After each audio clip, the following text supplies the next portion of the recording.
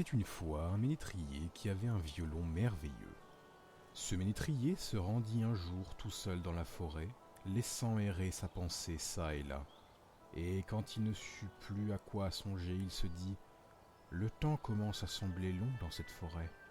Je veux faire en sorte qu'il m'arrive un bon compagnon. » En conséquence, il prit son violon qui portait sur le dos et se mit à jouer un air qui réveilla 1000 échos dans le feuillage. Il n'y avait pas longtemps qu'il jouait, lorsqu'un loup vint en tapinois derrière les arbres. « Ciel, voilà un loup. Ce n'est point le compagnon que je désire, pensa le ménétrier.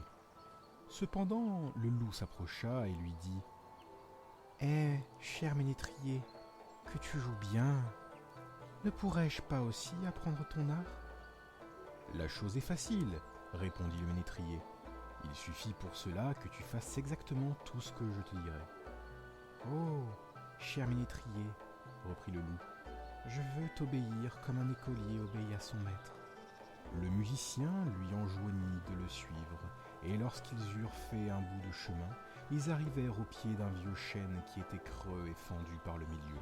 « Tu vois cet arbre ?» dit le ménétrier. « Si tu veux apprendre à jouer du violon, il faut que tu places tes pattes de devant dans cette fente. » Le loup obéit, mais le musicien ramassa aussitôt une pierre et en frappa avec tant de force les deux pattes du loup qu'elles s'enfoncèrent dans la fente et que le pauvre animal dut rester prisonnier. « Attends-moi jusqu'à ce que je revienne, ajouta le ménétrier, et il continua sa route. Il avait à peine marché pendant quelques minutes qu'il se prit à penser de nouveau. « Le temps me semble si long dans cette forêt que je vais tâcher de m'attirer un autre compagnon. » En conséquence, il prit son violon et joua un nouvel air.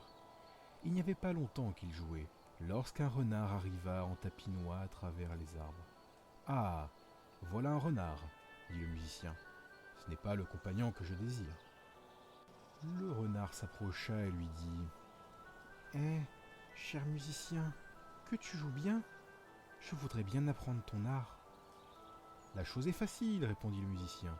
Il suffit que tu fasses exactement tout ce que je te dirai. »« Oh, cher musicien, reprit le renard, je te promets de t'obéir comme un écolier obéit à son maître. »« Suis-moi, dit le ménétrier. » Quand ils eurent marché pendant quelques minutes, ils arrivèrent à un sentier bordé des deux côtés par de hauts arbustes. En cet endroit, le musicien s'arrêta, saisit d'un côté d'un chemin un noisetier qu'il inclina contre terre, mit le pied sur sa cime, puis de l'autre côté, il en fit de même avec un autre arbrisseau. Après quoi, s'adressant au renard, « Maintenant, camarade, s'il est vrai que tu veuilles apprendre quelque chose, avance ta patte gauche. » Le renard obéit et le musicien lui lia la patte à l'arbre de gauche. « Renard, mon ami, lui dit-il ensuite, avance maintenant ta patte droite. » L'animal ne se le fit pas dire deux fois, et le ménétrier lui lia cette patte à l'arbre de droite. Cela fait, il lâcha les deux arbustes qui se redressèrent soudain, emportant avec eux dans l'air le renard qui resta suspendu et se débattit vainement. « Attends-moi jusqu'à ce que je revienne, dit le musicien, et il continua sa route. Il ne tarda pas à penser pour la troisième fois. Le temps me semble long dans cette forêt. Il faut que je tâche de me procurer un autre compagnon. En conséquence, il prit son violon, et les accords qu'il en tira retentirent à travers le bois. Alors arriva à bon léger un levreau. « Ah, voilà un levreau, se dit le musicien. Ce n'est pas là le compagnon que je désire. »« Eh, cher musicien, dit le levreau, que tu joues bien. Je voudrais bien apprendre ton art. »« La chose est facile, répondit le ménétrier.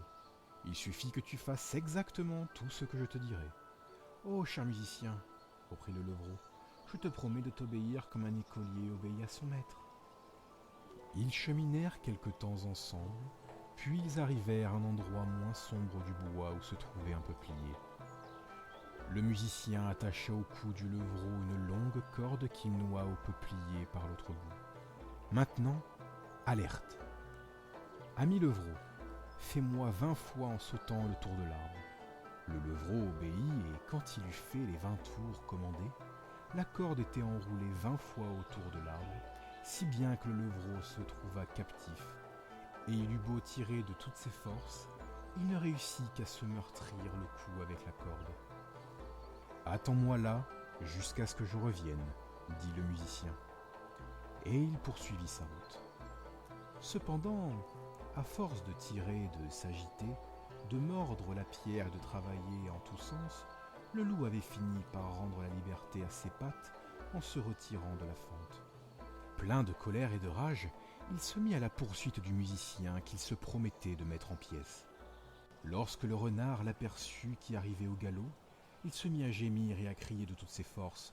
« Frère loup, viens à mon secours! Le musicien m'a trompé !» Le loup inclina les 2 arbustes, rompit les cordes d'un coup de dent et rendit la liberté au renard qui le suivit, impatient aussi de se venger du musicien. Ils rencontrèrent bientôt le pauvre levreau qu'ils délivrèrent également, et tous les 3 se mirent à la poursuite de l'ennemi commun. Or, en continuant son chemin, le ménétrier avait une 4e fois joué de son violon merveilleux. Pour le coup, il avait mieux réussi. Les accords de son instrument étaient arrivés jusqu'aux oreilles d'un pauvre bûcheron, qui, séduit par cette douce musique, abandonna sa besogne et, la hache sous le bras, s'empressa de courir vers l'endroit d'où partaient les sons. « Voilà donc enfin le compagnon qu'il me faut, » dit le musicien, « car je cherchais un homme et non des bêtes sauvages. » Puis il se mit à rejouer d'une façon si harmonieuse et si magique que le pauvre homme resta là, immobile comme sous l'emprise d'un charme, et que son cœur déborda de joie. C'est en ce moment qu'arrivèrent le loup, le renard et le levreau. Le bûcheron n'eut pas de peine à remarquer que ses camarades n'avaient pas les meilleures intentions. En conséquence, il saisit sa hache brillante et se plaça devant le musicien, d'un air qui voulait dire « Celui qui en veut au ménétrier fera bien de se tenir sur ses gardes, car il en aura affaire à moi. » Aussi, la peur s'empara-t-elle des animaux conjurés qui retournèrent en courant dans la forêt. Le musicien témoignait de sa reconnaissance au bûcheron en lui jouant encore un air mélodieux, puis il s'éloigna.